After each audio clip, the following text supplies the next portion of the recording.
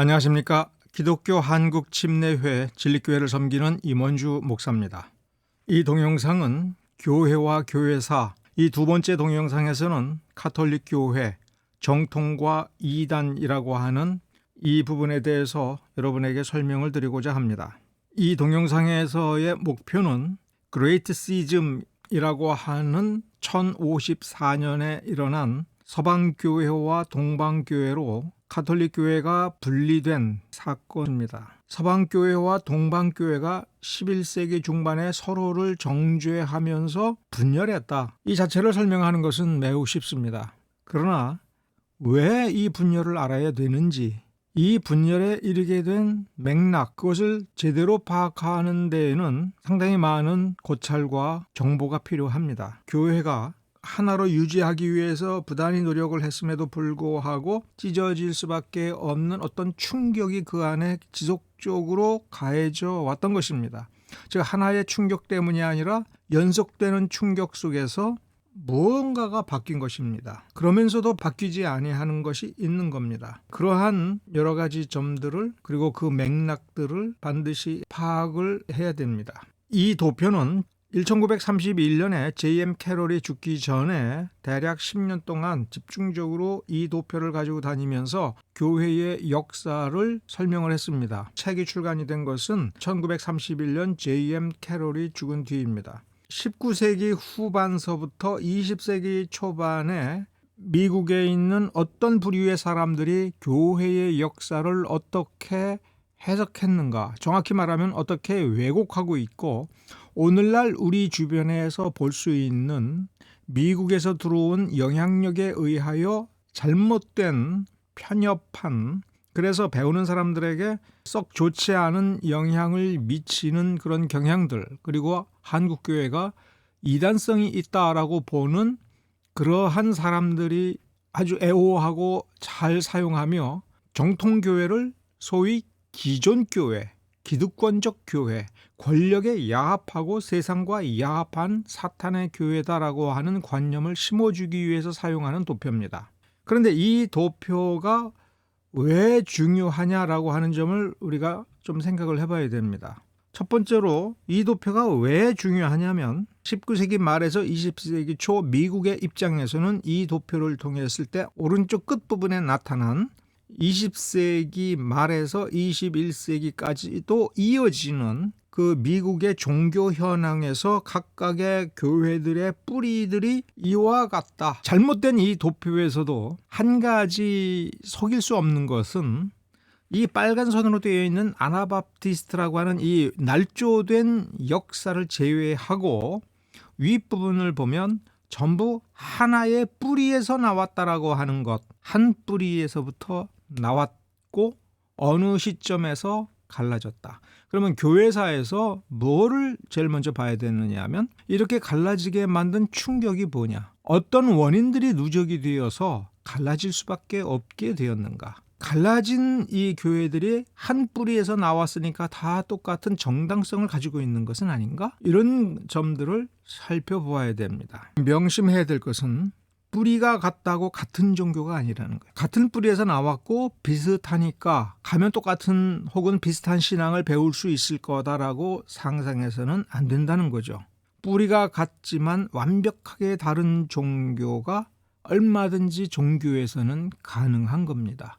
무언가는 가지고 갔겠지라고 할 때 가지고 가려고 그 정체성을 유지하려고 엄청나게 부단하게 노력을 해야만 한다 하는 것입니다. 좀 더 구체적으로 살펴보겠습니다. 이것은 장로교 신학교에서 일반적으로 사용하고 있는 루이스 벌코프의 조직신학 책의 617쪽 하단과 618쪽 상단에 있는 대목입니다. 요 단락에 있는 정보들을 소화하는 데에는 2000년 기독교 역사 전체에 대한 이해가 필요하기도 합니다. 여기에서 두 개의 문장이 지금 이 시간에 특별히 주목을 해야 될 부분입니다. 첫 번째 문장, 바로 이 부분입니다. 이 첫 번째 문장하고요. 617쪽 맨 하단에 있는 문장, 로컬 처치에서부터 유니버셜 처치 이 문장, 그러니까 이 두 개의 문장하고 그 그 뒤에 부대적인 설명을 하는 618쪽 상단에 있는 이 정보가 매우 중요합니다. 간단히 살펴보겠습니다. 첫 번째 문장만 띄워오면 처음에는 이렇게 부사구로 시작을 합니다. Apostolic Fathers, 사도적 교부들, 사도들의 바로 직계 제자들, 그 세대를 가리킵니다. 그 다음 세대, 변증가들, 그러니까 사도들의 제자들과 변증가들이 교회를 일반적으로 뭐라고 묘사를 했냐면 커뮤니오 상토룸, 라틴어로 써 있습니다만은 그 뒤에 영어로 해설을 해놨습니다. 자기 소유로 삼기 위하여 하나님이 선택한 하나님의 백성이라고 묘사했다. 즉 사도들의 제자들 세대에서 일반적으로 이렇게 생각했다는 건 사도들이 이렇게 가르친 거예요. 우리가 교회다라고 생각할 때에는 이 정의를 그 핵심에 집어넣고 사용하지 않으면 안 되는 거예요. 이거를 버리고 다르게 정의하면 그건 사도들과의 연계성이 없는 교회가 된다는 거예요. 간단히 말하면 구원받은 사람들로만 구성되어 있다. 그리고 하단에 보면 이제 이런 말들이 있습니다. 교회의 캐톨리서티라고 하는 관념을 또 느슨하게 가지고 있었고 강력하게 강조하기 시작을 한 거예요. 여기서 캐톨리서티라고 하는 것은 로마 캐톨릭이라고 하는 강한 관념을 여기서 연상하면 안 되고 하나됨, 바울이 교회에 대해서 가르칠 때 주도 하나고 믿음도 하나니 세계 각지 어디에 있든지 모두 다 하나다. 그러므로 교회도 하나다. 이거 교회의 보편성이라는 말이거든요. 그러니까 universality예요. catholicity 같은 말입니다. 모든 교회는 하나다.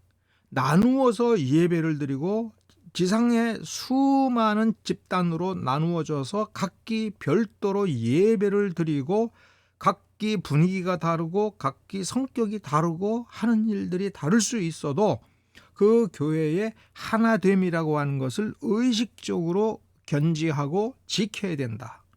그런 관념들이 있다는 겁니다. 그러면 로컬 처치스, 땅 위에 곳곳에 세워져서 별개로 모이는 저 모임들은 무엇냐라고 할 때 독립된 개별 단위들이라고 생각을 하지 않았다라는 얘기예요. 이 교회들은 하나로 연결되어 있다. 연결되어 있기 때문에 분리된 저들은 분리된 것이 아니다라는 얘기입니다. 단지 하나의 보편적 교회를 구성하고 있는 부분들, 지체들이라는 거예요. 다 하나로 연결돼서 완전한 하나의 개체를 만들어가는 거다. 이런 정도로 생각을 했다. 자, 여기에서 우린 중요한 용어가 나옵니다. 캐톨리서티라는 용어와 원 유니버셜 처치라고 하는 용어가 사실상 같은 거다라는 거예요.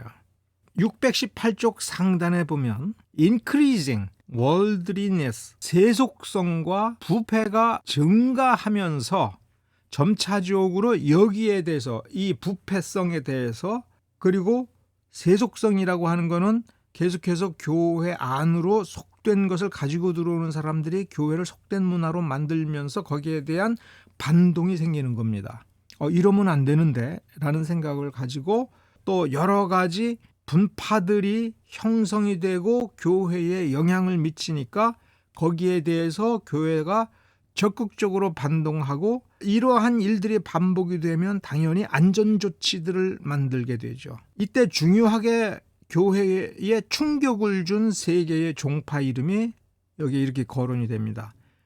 특히 그 사상을 얘기한다면 몬타니즘, 노바티아니즘, 도나티즘 이 세 개가 매우 중요합니다. 몬타누스는 일종의 성령운동가입니다. 소아시아 지역에서 성령운동을 하고 방언운동을 한 사람입니다. 그리고 시한부 종말론과 같은 주장을 했습니다. 우리 한국 사회에서도 20세기에 이런 사람들이 등장했지 않습니까? 방언 받은 게 진짜 구원받은 증거다. 아직도 방언을 못 받았어? 나는 몇 월 며칠 몇 시에 방언의 은사를 받았어. 기도할 때 유독 방언을 쓰는 사람들이 있죠. 교회에서.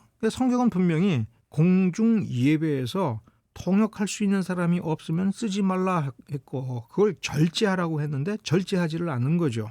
방언받는 게 문제가 아니고 예수님이 곧 오실 거다라고 생각하는 것이 문제가 아니라 이러한 생각을 가지고 몰려다니면서 이렇지 아니한 사람들을 열등하고 심지어 진짜 기독교인이 아니라는 식으로 몰고 갔죠. 일종의 분파를 형성하고 자기네들만이 진짜 교회다 이런 식으로 나가서 이단이 된 겁니다. 이들에 의하여 이 소아시아 교회들이 황폐해진 겁니다. 노바티아누스는 데키우스 황제 때 심한 박해를 경험했는데 박해를 받았을 때 신앙을 변절하고 교회를 등지고 나간 사람들이 다시 교회 안에 들어오겠다라고 이야기할 때 그들을 관용적인 입장에서 받아들이는 사람들이 있었고, 노바티아누스는 그냥 받아들이면 안 된다. 교회를 깨끗이 유지하기 위해서는 저 변절자들을 쉽게 받아들이면 안 되고 검증을 해야 되고, 저들이 처음에 받은 뵙티즘은 무효니까 교회에 다시 들어올 때에 뵙티즘을 다시 받아야 된다, 이렇게 주장을 했던 겁니다. 그러자 관용적인 태도를 가졌던 사람들이 모여서 노바티아누스를 반대하고, 그거는 교회의 원리가 아니다, 그건 지나치게 과격하다, 교회는 잃어버린 자들을 찾는 거다, 그래도 저 사람들은 다시 믿음을 갖겠다라고 하니 일단 받아들이자, 일단 신자로 간주하자. 교회는 구원을 받기 위하여 구원을 찾아오는 사람도 받아들여야 된다. 그러니까 노바티아누스는 아니다, 구원을 받기 위하여 온다라고 우리가 덥석덥석 받아들이면 교회는 부패한다. 그러니 철저히 도려내야 된다. 받아들여야 마땅하다고 하는 사람들만 받아들여야 된다. 이런 엄격주의를 취한 것입니다. 관용적인 태도를 가졌던 사람들이 구원을 찾기 위하여 들어온 사람들을 일단 품어주고 받아들이면서 교회가 혼탁해질 그것도 감수하자는 거예요. 그런데 노바티아누스는 감수하면 안 된다, 이런 입장이에요. 이 부분에서 노바티아누스가 분명히 문제가 있는데 이게 왜 문제가 되느냐라고 하는 부분은 조금 생각을 해봐야 됩니다. 단기적으로는 노바티아누스가 교회를 보존하는 중요한 원리인 것 같아요. 장기적으로 보면 노바티아누스가 틀렸어요. 그 부분을 이해하는 것이 그 뒤에 교회의 역사를 공부하면서 확인해 보아야 될, 그리고 배워야 될 중요한 지점입니다.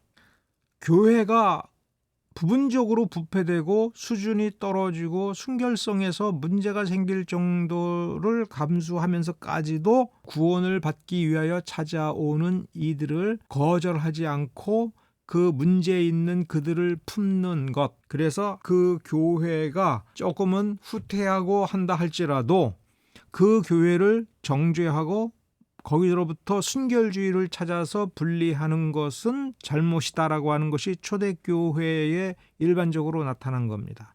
그런 점에서 아나바프티스트가 문제가 있는 것이고 세대주의자들에게 심각한 초대교회적 이단의 오류가 있다. 이 점을 이해할 필요가 있습니다. 도나투스는 4세기 중반에 배교자가 준 성례전이 유효한가? 배교자가 준 성례전은 무효다. 배교자가 가르친 가르침을 받고 신자가 된 경우도 무효다라고 하는 얘기까지가 나올 수가 있는 겁니다. 여기에 대해서 과연 성례전은 왜 효력이 있는 것인가? 성례전이 효력을 미치고 성례전이 정당한 원리, 정당하다라고 말할 수 있는 근거는 어디에 있는가? 그 사람이 무음하기 때문에 그런가?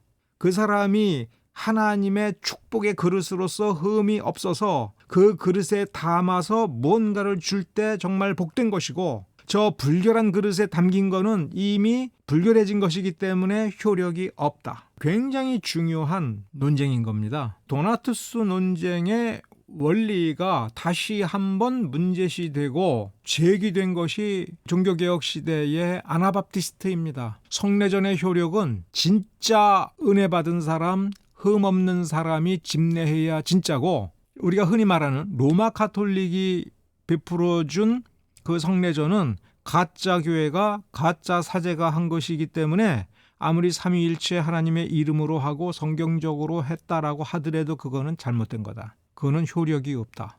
그렇다면은 아나바프티스트가 진짜 교회이기 때문에, 그리고 아나바프티스트가 세운 이 사제들은 진짜 사제이기 때문에 진짜 교회에서 진짜 사제가 베풀어주는 성례전을 통해서 진짜 교회에 가입을 해야만 구원받을 수 있다. 이게 사실상 아나바프티스트의 원리라고 한다면 그 근본 원리는 기본적으로 로마 카톨릭 중세교회와 로마 카톨릭의 구원의 원리와 같은 것이고 그런데 그 구원의 원리는 도나투스의 원리와 같은 것이라는 셈이죠.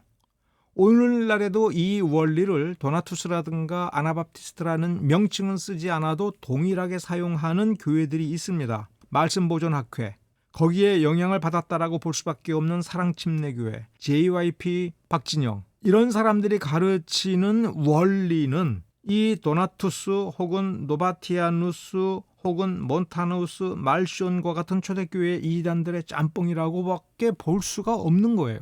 원리가 그런 겁니다. 그래서 이러한 원리를 갖게 되었을 때 기본적으로 갖게 되는 건 나는 여기에 속해 있으니, 이 집단에 속해 있으니 나는 진짜다라는 의식입니다. 이런 의식을 갖게 되면 그게 초대교회에서 이단이다라고 하는 거예요. 반기독교적, 반그리스도적인 어떤 경향성을 자기 안에 내면화하는 것이다. 지금 벌고프는 초대교회의 그 사상을 우리에게 말해주고 있는 겁니다. 즉 같은 뿌리에서 나왔더라도 같은 뿌리에서 나온 저 사람들이 나보다도 열등하다고 해가지고 계층적으로 분리를 하고 독립된 자의식에 우월감을 갖게 되는 것은 이렇게 이단적으로 치우쳐가면서 사도들과 사도들의 제자들의 가르침에서 좀 멀어져 가는 거다. 교회 안에 이러한 원리가 싹이 자라나지 않도록 해야 된다라고 하는 내용이 여기에 압축되어 있는 겁니다. 오늘은 여기까지입니다. 감사합니다.